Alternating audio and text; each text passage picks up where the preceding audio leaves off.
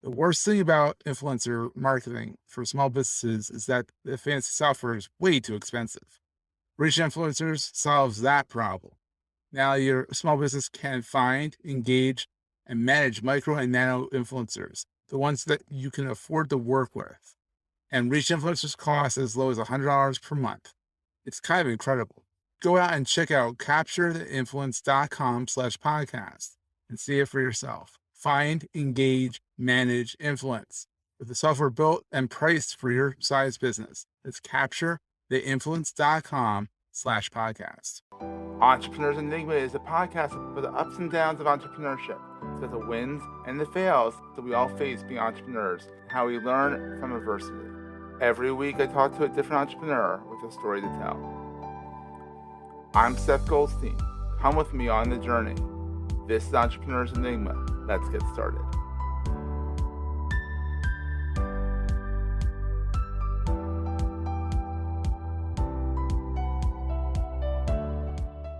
Hey everyone, welcome to another edition of the Entrepreneurs Enigma podcast. Today I have the one, the only Kara Goldin of Hint Water, where you can go find at drinkhint.com. She's also the author of Undaunted. No one can see this, but I'm sporting the hat. Thank you, Kara, for the care package. Of course. And it's amazing. Hint is delicious, but there's no sugar in it. And I'm like, huh? It's water with essence in it, and it's amazing. Like, I'm not just saying that because you're on the show. I'm saying like literally, I like sugary drinks, and it's like, okay. And the crisp apple one has a little tinge of something, but if there isn't something, it's refreshing. Yeah, it's tasty. I'm like, this is awesome. So maybe you'll actually get me to drink water for once instead of iced tea. There you go. You could be a spokesperson for Hint. There you go. So anyhow, Kara, thank you for being on the show. This is a real thrill for me. And then she's drinking her Hint right now. She just took a sip of her Hint. Of course. You have to show your own product. You have to. Well, if you came out with LaCroix, I'd be like, wait, what? No. Yeah. What am I doing? Well, it's funny. It's in our garage. We live right next to a state park. And so anyone knows where we live, is always like, oh, shoot, I forgot my water. And then they stop by our house and they ring the bell and stock up. So it's, not usually strangers, but friends. But friends and family that are like, right. Oh, Kara's here. Let's go. Yeah, they always have water in the garage. I forgot my water. And then I think because I read your book and they seem like they're like your biggest cheerleaders, along with Theo, your husband, because they are. You got your kids to drink water. Like like my kid doesn't drink water. I haven't tested Hint yet. I will report back because he doesn't drink water. He drinks iced tea, which is bizarre, and he drinks a lot of milk. He's a spokesperson from the dairy industry. How old is he? He's 9, so he's at that stubborn age. So anyhow, it's interesting the number of parents that I've talked to who have said that they thought they discovered it, and then they would ask their kids, 8 or 9, definitely into high school and in college, like, oh look, I found this drink. It makes you. Let's just put it this way. They think that their parents are out of touch because they've known about Hint for a while. It's the head drink. And and they know all about it. So it's great. I think, the younger generations, I mean, today, Gen Z, really absolutely does want to be drinking water. And especially if they're active, they're doing any type of sport, they're starting to question, why was I putting all the sugar in? I just don't perform. Or the chemicals. I mean, honestly, sometimes the sugar is better than the chemicals, which is ironic. It's true. And it's the last thing you want when you're trying to recover. You've got a tough game. You're sweating outside. You don't want to drink the sugar. Yeah. No, because you feel nauseous, right? And so we've become this drink for a lot of different teams that are baseball, lacrosse. I hear it all the time. They're like, oh, do you know about this team in, New Hampshire? And that's all they drink. Yeah, so it's fun. It's pretty cool how it's got sort of this viral effect that I don't exactly know how it got there, but I'm not surprised. We're going to take a quick break, hear from our sponsors, and get right back to the show. LinkedIn believes B2B marketing can be B2 brilliant, B2 bold, and B2 breakthrough.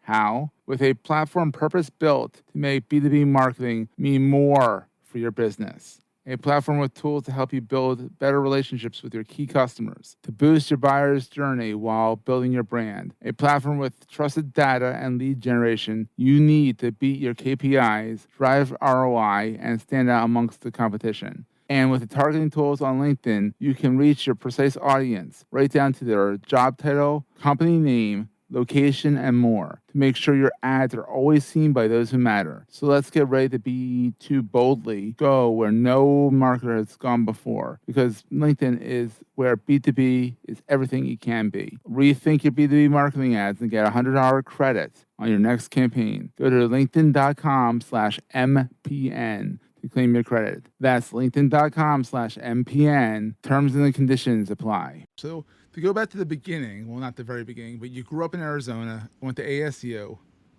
got out. Correct. Was very ambitious, which is a great thing. Said, I'm going to go work at Fortune. Mm-hmm. Instead, you end up working with Time, right? It was Time you ended up working with, but like same conglomerate. And, you know, do you think that was the start of your entrepreneurialness, that you had that the go-getterness? I'm not sure if that's a word, Roy, but you had like, I'm going to get to this point. You were determined to get to where you wanted to go. Do you think that helped you with Hint? Sure. I always talk about one's journey helps them to get where they are today. But you don't think about it when you're in it. For me, I wanted my first job out of college. And I think my dad always instilled in me that brands win. And he always really believed, he had founded a company called Healthy Choice inside of ConAgra.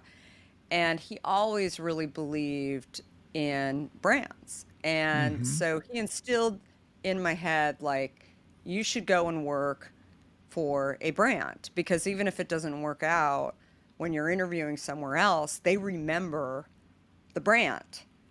And then they'll actually listen to you. And you have that weight behind you, which is great. Right. And so I think that was sort of, definitely impactful for me. But I think also negotiating with my parents. Look, I was the last of 5 kids. And you had so to negotiate, yeah. My parents were so good at, in my mind, at saying no. I mean, Wow, it was I'm not like, that hey, good. Dad, can I go to a party on Friday night? No.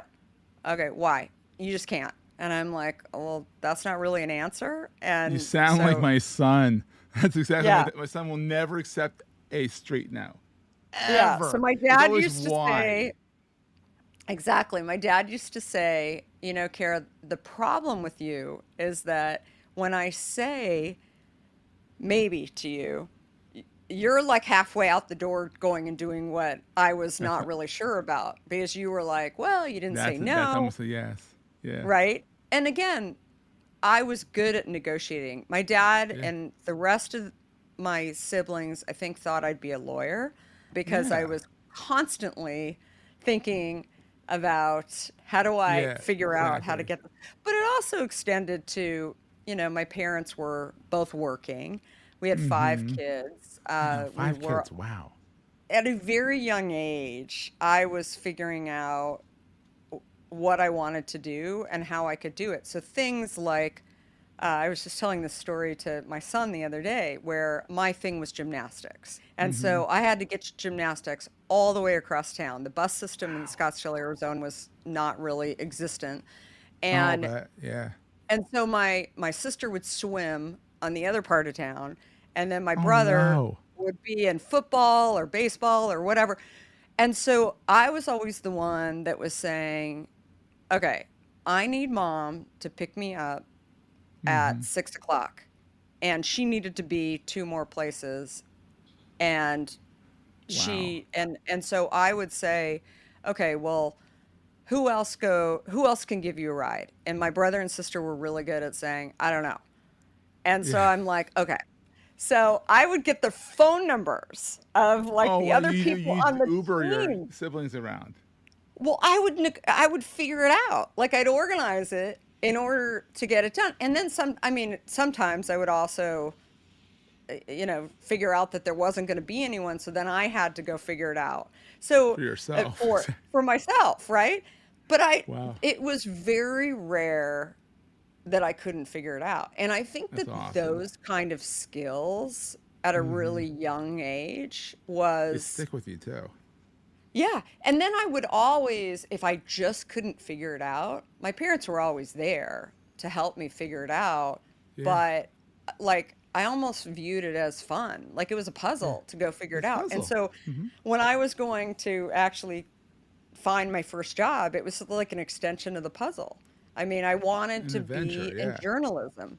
Hmm. And, people are like, wait, you're going to New York? I mean, how are you going to get there? And I'm like, well, I'm not going to drive. I mean, I'm going to fly there. Arizona to New York. Yeah, exactly. Right. And so, and I had some savings and I had, I, we didn't have Expedia or Orbitz back then. No. So I went down the street to my local travel agent. And I mean, it's a crazy story because I knew I wanted to go to all these different cities Yeah. and try and find a job. And also kind of, I thought I wanted to be in journalism, but I didn't have experience. So I wasn't Oh, sure whether or not I was going to get hired. I knew I wanted to work for a brand, but I thought, what's the worst that's going to happen? I'm just going to get really good at interviewing. And so yeah. I went to a local travel agent and said, look, there's certain legs that I have interviews set up for to go and meet with people like New York, but if I can afford it, I want to go to all these different cities. So I want to go from Phoenix to LA to San Francisco, Chicago, Boston, and New York. I knew I Yeah. wanted to live in a big city. Yeah. And, everybody, including me, was thinking I probably had to cut some legs, but the travel agent called me back and she said, it'll be $472. Wow. And I'm like, wait, for one leg? No, all of it. And so I was That's a good super travel sure, agent. but I was super sure that they made a mistake. And Yeah. even $472, I thought it would be 2 grand to Yeah. do the whole thing. And I was going to have to cut some legs off or whatever. But it was $472. And I had enough on actually, my American Express that I got in college. I had enough left on my Amex to charge it. And so I did it really thinking that I was Wow. gonna say, well, you told me it was 472 and and I bought the ticket already. I kept thinking even when I showed up at the airport that there was gonna be some problem, but But it wasn't, it, and the rest is it history. wasn't. And I got to New York and I never stayed in a hotel. I ended up finding friends or parents of Yeah. friends of mine because it's something else I also share with people, especially college students. I'm like, look, you're in a position where if you go find a friend who, is from Chicago and they go to their parents and they say, Kara's interviewing for a job. And she was wondering if she might be able to stay for one night. They're And, not gonna say no. Yeah. of course not, right? It's not like I'm there to, party and have fun. I'm actually interviewing for a job. And, Hmm. and so that's what I did. And I always had enough money to pay for flowers or a bottle of wine. There you And go. I'd make the bed and all that kind of stuff. So I was a nice guest at all the places. Yeah. But what I realized is, if you ask for help along the way, you figure out a lot. And, most of these Hmm. parents thought it was pretty darn cool that I went Yeah. Why to, don't you do that I what was Kara's coming in. doing? Yeah. Yeah, exactly. My friends probably hated me in some cases, Like, that ah, they were like, "Wait, what's she doing?" But yeah, so that was Fortune magazine was where I wanted to be. And mm-hmm. You've done didn't work so out, much. but You've yeah. done, I mean, though you didn't get fortune necessarily. You've done so much. You worked the time, not in the journalism department, but you might argue that was better experience in the long run. The circulation manager at time, eventually, because you're able to figure out how distribution goes. Which you run a beverage company, you got to figure out this distribution, and then you learn some sales at CNN. I mean, And then America Online, I mean, that was like one of my favorites. Besides the hint story, was one of my favorite stories. Is how you had all the swag of AOL because you were the AOL West Coast office. It was your Yes. garage, and this I've is still got 'em. AOL for crying out loud. I've still got some umbrellas in my You still have garage. umbrellas So still? I still have, in fact, somebody reached out to me who collects AOL merchandise, and he's an engineer, I think, at Apple, and yeah, it was really kind of funny, and said only because I think it's hysterical. Like I probably do have an umbrella for you, so I've got You to to this send it day, to I'm him. But sure. I That's know, awesome. I know. So anyway. So what's the I mean, you've done the corporate world and then you decided with Theo to go out and do Hint. What is the best thing? And actually, I'll pair these questions together. What's the best thing and the worst thing about being an entrepreneur? So, it's funny. I didn't intend on being an entrepreneur. I was uh, quite happy, sort of on my path that I was on. I Mm-hmm. started as you mentioned at Time Magazine, and one of the things that I realized as I was working at Time, I didn't call it culture back then, but I Mm-hmm. realized that I didn't sort of fit into the mold um, that they wanted me to fit into. So they wanted me to, not everybody, but many of the people thought that people who rose through the ranks should go to business school and Mm-hmm. should be come from Ivy League schools. And so I thought I'm going to need to make a decision about that. I Mm-hmm. can't make a decision about going to an Ivy League school, but I can make a decision about going to business school or not. And that's when I was recruited to go and work at another media company called CNN. And I Yeah, had small, CNN, small little agency, a small little media but company. it was small. I mean, it was, It was back then. Yeah. it was 40% of the US, it was 12% Wow. internationally. And so it was small, but, probably another thing that I learned about that was founder-led companies, right? And there's Mm-hmm. this energy in a founder-led company. And Ted Turner was primarily in Atlanta, but he came into New York, and when he came off the elevator, you knew he was here. I mean, there He was this lo- larger than life, very different culturally than what I was seeing at at Time. time. There's no Yeah. founder because it's a very old company. They're long Stodgy. gone. Yeah. Right. And but great Yeah. in terms of quality and brand and lots of things there. I learned a lot in circulation actually about direct to consumer and Mm-hmm. subscriptions and how to like Everything builds watch up on top. Yeah. consumers. Yeah, all of that kind of stuff. But I think that my first taste of actually seeing an entrepreneur in action and a founder in action was CNN and Ted Turner. And there were days that we didn't know whether or not it was going to make Wow. it. I mean, sort of the big guys were ABC and NBC and big network TV, like the news. That's who we were competing against. Mm-hmm. And but Ted believed, and so something I take away from many things that I took away from my experience at CNN, but one of the things that I take away from that experience in particular was that Ted was always larger than life, high energy, putting stakes in the ground around Mm-hmm. the fact that CNN will be around the world and that Yeah. the world needs the same news feed. It doesn't matter what the politics are, or they Mm-hmm. need the same news feed. And Yeah. there were times when we were like, I don't know.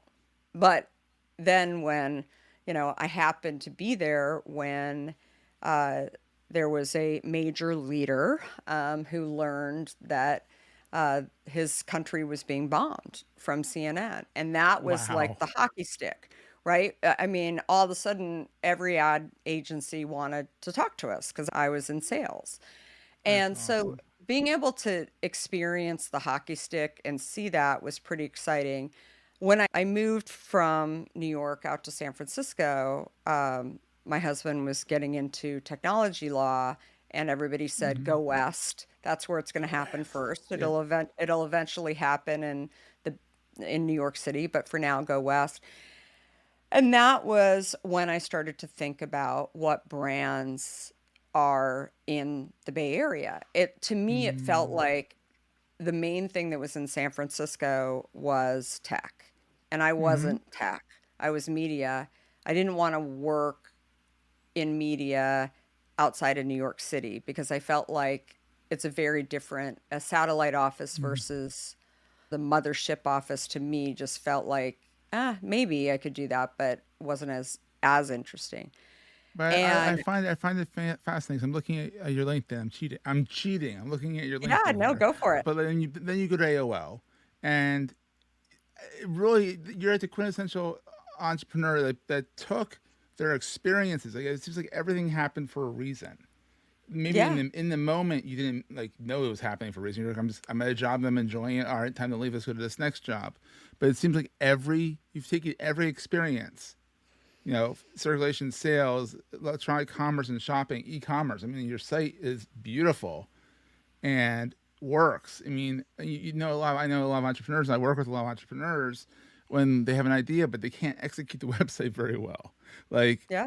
your site works because you get it. I'm sure you have a whole team that gets it too, but like at the top, you have to make sure that the stakeholders get it. And your site was, I mean, I just got 3 cases of hit water and it was easy Thank you. peasy to do. So, Thank you. Well, and so I think for me, just kind of going back to your original question, I didn't yes. know I was going to be an entrepreneur, but having worked for entrepreneurs, I was actually part of an acquisition Mm. with AOL. So I didn't actually interview at AOL. I was with a company that was a spin out um, of Apple that was actually a little known Steve Jobs idea Oh, that I could wow. figure out how to actually get an interview at Apple, coupled with the fact that it was like 100 miles away. It was in Cupertino versus Yeah. San Francisco where I was living. So I ended up cold calling. I picked up the phone There's the after sales. Walt Mossberg in the Wall Street Journal wrote about this little CD-ROM company that was doing Hmm. something pretty cool that would actually change the face, maybe, of e-commerce. And It was I so was, it wasn't e-commerce, it was CD commerce, which I thought yeah, I and saw I that and was I laughed. And my wife intrigued. looked at me and she's like, "What?" I'm like, and I told her, and she's like, "That was really cool for back then," Yeah, you and I know. was just intrigued by it. And so I picked up the phone. And again, like I didn't intend on going and getting a job. I just asked this guy if he'd go grab coffee with me. I figured if nothing else, maybe I'd know one person. Maybe he'd give me some ideas on how to get a job in tech. And the first thing out of his mouth was, "So what were you doing in New York?" And I said, "Oh, I worked for this company called CNN." And he said, "What's Ted Turner like?" And here he had worked for Steve Jobs. And I was Oh wow, fascinated, that is a right? interesting conversation. Yeah. And it was an interesting conversation, and he was saying, like, "What did you learn?" And, he's a little bit older than me and had sort of been at Apple, for a Yeah. while and knew Steve pretty well, and so for me, it was sort of like trading stories, and he was interested in what I had experienced and been through, and I was interested in what he had experienced and been through. And then I said, "So wait, how do you guys make money?" And he said, "Well, we haven't figured that out yet." And I said, "Really? That's the Like sort of I dilemma. mean, this is Yeah. amazing because at CNN we were all concerned about making money. Like Ted Turner wanted to make money." And he was like, "No, Yeah. we're just developing the product." And I Whole different said, mindset. whole different mindset. And I said, "Well, uh, that's interesting. I mean, do you worry about not having a job pretty soon?" He's like, "No, not really. Maybe you should come and like help us figure out how to make money." And I'm like, "Sure." And then the next thing I knew, I had a job offer That's to awesome. run this thing called business development. And I figured, what's the worst that can happen? I mean, maybe I get fired, maybe it's Experience. an experience. And all of a sudden, one of our investors was this company called America Online. And I'll never forget. I mean, this is a crazy story. I'll never forget. They're in our office, and Ted Leonsis, who was the president of America Online for many, many years. And, he's really intrigued with the product. They're a major investor in the company. And, he, after a while, was just like, maybe we should just acquire you guys because you've got all these relationships with Mm-hmm. all these catalogers. And, that was when, if you remember AOL, where there was, these buttons where there was news and Mm-hmm. sports and that sort of a channel strategy. Yeah. And I thought, I was like, well, maybe you should. And he's like, have you been on America Online? And this was prior to them sort of doing this graphical like fix of their site. And I said, actually, I'm not going to lie. I was on CompuServe. And I mean, I remember Ted was like, really? And I said, so why aren't you on AOL? And I said, it's just not very graphically interesting. And I mean, that's why I really like the CD-ROM because, Yeah. it Because was you couldn't it do was it back in the great. 90s. You couldn't do what we do now. You couldn't have Hint, drinkhint.com back in the 90s. You No, couldn't. because yeah, the speed It of the wasn't pizza. computer and it just wasn't there. And It that's would where never it really. load. Yeah, and it really, I mean, I go back to, Steve Jobs. I mean, it was Steve Jobs' idea that if we actually told the consumer to load a disk in the computer and the disk would actually write to the hard drive and the consumer would be told to update, right?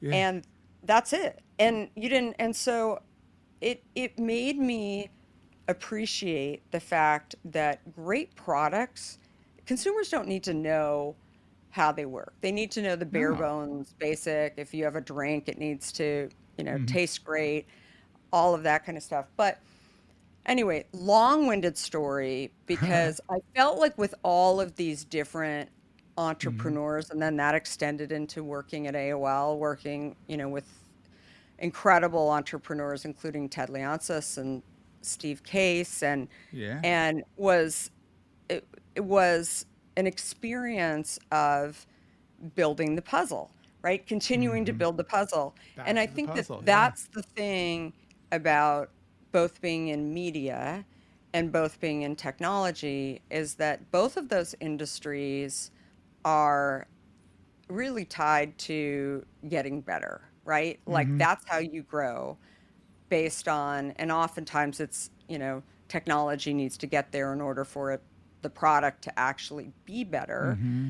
Um, but having worked in that, I kept, I had experience searching for how do we get better and constantly Hmm. thinking about how do I get better, which is kind of what athletes do, right? How do I It's get also the better? How story do of I get Hint better because at? it's like if you read the Right. book, which everyone should go buy this book, but you read it, look at what you did with Hint, is that you had the jugs of water that you came up with. But then, then I laughed out loud again when Theo had to drink the not dangerous, but the mold in the water, to prove that it was safe. And Totally. then he had to Totally. solve that problem with his espresso machine and all that good stuff. I mean, you got to read this book. I mean, it's not just it's autobiography, but it's so much more. I mean, there's stories and it's about family. It's a great book. I love it. So Thank you. here's Thank a you. question, and then we'll wrap up here. What is the most important thing to carry with you all the time? Carry with me all the time. Besides Hint, because Besides the hint. I always have that bottle in my hand. You know, uh, what do I have in my hand all the time? I feel like I have, well, besides my phone and Hint, Yeah, I have everyone says the credit phone. Yeah, card. yeah. More and more, with Apple Pay, it's Yeah. probably Tap the less. phone. Tap the phone. Yeah. Yeah, and just tapping it. But what do I have? I think. I think I have memories, right? Mm, I have a lot of memories, and I'm constantly thinking about things. I'm a big thinker. I'm mm-hmm. constantly thinking about things and connecting dots. And I Solving always that puzzle. and solving the puzzle. And so randomly, I go on hikes every morning with my dogs at the state So park that I live. you said you're right by a I'm in state Marin park. County. Yeah, I'm right next to a state park. There's like 100 acres of trails. The And dogs must so, love it. Yeah, yeah, so I'm out there, 4 or 5 miles at least every that's morning, awesome. and which is great, but it also is my time to sort of think. And I Mm, find myself, can be somewhat random because I'll just go somewhere where I'll start thinking about things like my experience at time, and I'll be like, oh, that's what that was for. I mean, mm-hmm. I really love, as Steve Jobs used to say, connecting the dots, right? I think it's a Mm, lot of fun. it is. Sometimes there are experiences where, they were challenging. They were hard times for me, but I'm like, oh, but there were lessons learned, and that's what Mm-hmm. I really try and get across in my book too. That I think that sometimes my experiences may actually help people think about their own. Oh yeah, I absolutely agree. So Kara, best place to find you online, obviously drinkhint.com. But where else? Where do you hang out a lot online? I'm all over all social platforms, even TikTok at Kara Goldin.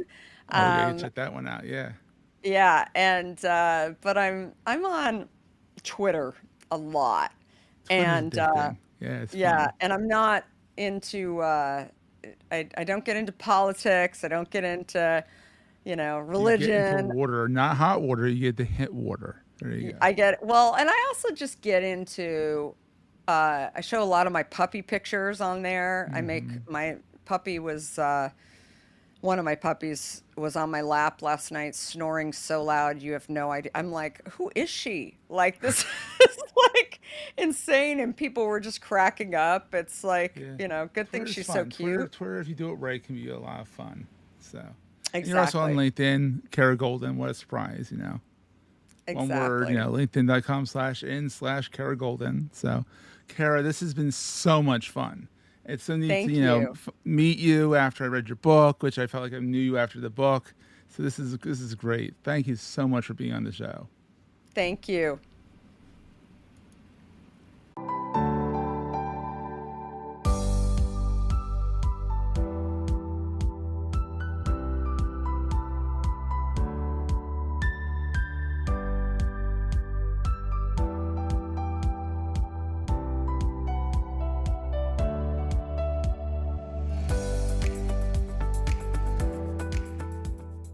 Goldstein Media hopes you have enjoyed this episode. This podcast is one of the many great shows on the MPN Marketing Podcast Network.